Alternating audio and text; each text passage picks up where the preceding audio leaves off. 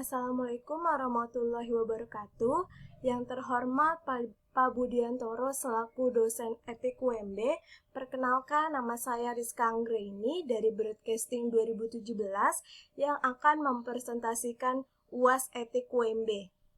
Kurang lebih 10 menit untuk mempresentasikannya.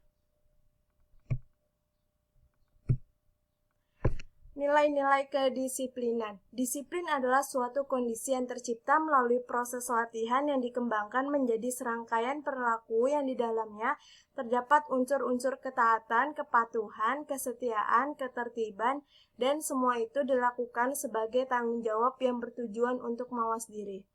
Yang kedua, sedangkan kedisiplinan adalah suatu sikap menghormati, menghargai, patuh dan taat terhadap peraturan yang berlaku, baik tertulis maupun tidak tertulis, serta sanggup menjalankannya, serta siap menerima sanksi-sanksinya apabila melanggar aturan tersebut.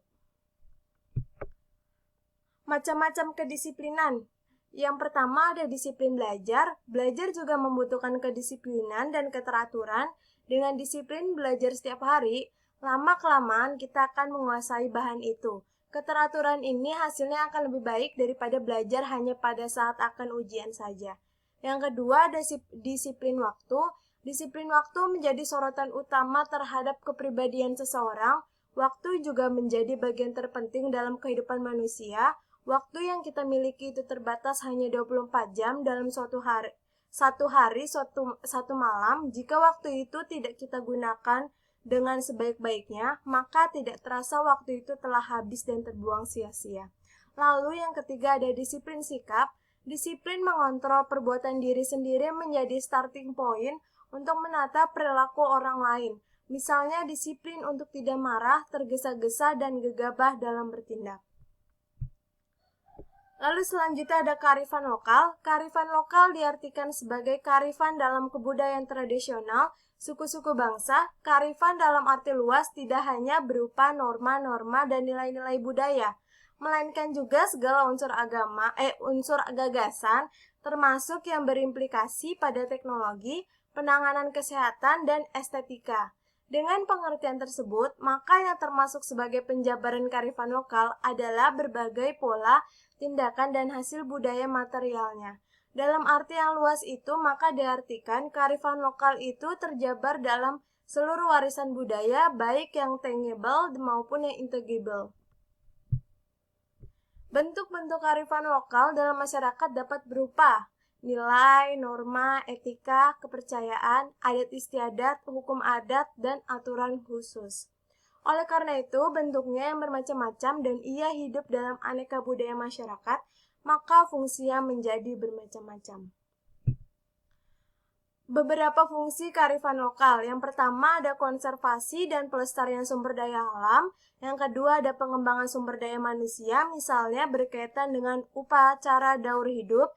Yang ketiga ada pengembangan kebudayaan dan ilmu pengetahuan. Yang keempat ada sebagai petuah, kepercayaan, sastra, dan pantangan. Yang kelima ada bermakna sosial, misalnya upacara integrasi komunal atau kerabat. Lalu selanjutnya ada penerapan nilai-nilai kearifan lokal. Penerapan nilai-nilai kearifan lokal merupakan suatu upaya untuk menanamkan rasa kepedulian terhadap sesama, meluaskan pengetahuan tentang budaya bangsa, serta merupakan bagian dari upaya untuk meminimalisir dampak negatif dari arus globalisasi yang tidak lagi dapat dihindarkan dewasa ini. Berbagai permasalahan tersebut tentu saja yang diperlukan karena dampak globalisasi akan menjadi ancaman yang serius bagi generasi muda, bagi mereka yang tidak didasari oleh kesadaran akan pentingnya nilai-nilai adat dan tradisi yang berlaku dalam lingkungannya. Lalu selanjutnya ada korupsi. Korupsi adalah penyelewengan atau penyalahgunaan uang negara untuk keuntungan pribadi atau orang lain.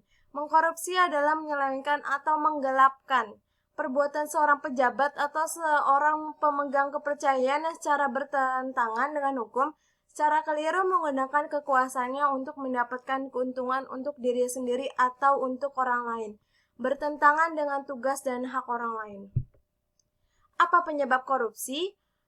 Untuk menjelaskan perilaku korupsi, ada beberapa teori yang mengemukakan penyebab orang melakukan tindakan korupsi. Berikut teori yang paling umum. Teori triangle fraud, ada 3 penyebab mengapa orang korupsi, yaitu adanya tekanan, kesempatan, dan rasionalisasi. Lalu yang kedua adalah teori Ghosn. Faktor-faktor penyebab korupsi adalah keserakahan, kesempatan, kebutuhan, dan pengungkapan. Lalu selanjutnya ada teori CDMA.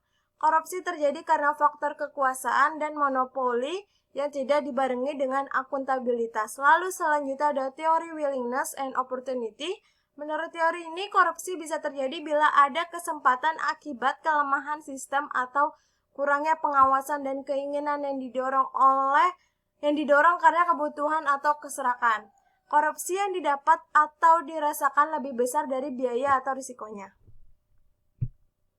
Apa dampak korupsi? Korupsi adalah hal yang konstan dalam masyarakat dan terjadi di semua peradaban.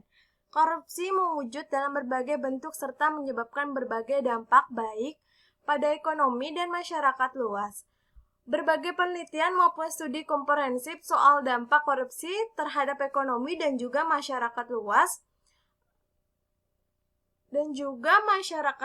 telah banyak dilakukan hingga saat ini. Hasilnya, korupsi jelas menimbulkan dampak negatif. Di antara penyebab paling umum, korupsi adalah lingkungan politik dan ekonomi, etika profesional dan moralitas, serta kebiasaan adat istiadat, tradisi, dan demografi.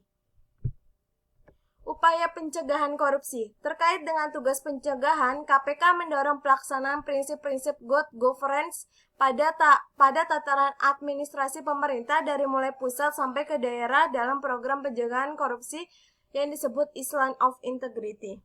Meliputi yang pertama, pelaksanaan penerapan manajemen berbasis kinerja. Yang kedua, pelaksanaan pemberantas korupsi pada proses pengadaan melalui penerapan fakta integritas. Yang ketiga, pelaksanaan mekanisme pengaduan masyarakat. Yang keempat, pelaksanaan peningkatan kapasitas pemerintah daerah. Yang kelima, pelaksanaan reformasi pelayanan sektor publik. Yang keenam, pembelian akses informasi. Yang ketujuh, pelaksanaan mobilisasi publik melalui pendidikan dan peningkatan kesadaran anti korupsi. Yang ke-8 ada pelaksanaan pelatihan dan bantuan teknis. Yang ke-9 ada pelaksanaan pertukaran informasi korupsi. Thank you. Itu tadi presentasi yang bisa saya sampaikan. Kurang lebihnya mohon maaf. Wassalamualaikum warahmatullahi wabarakatuh.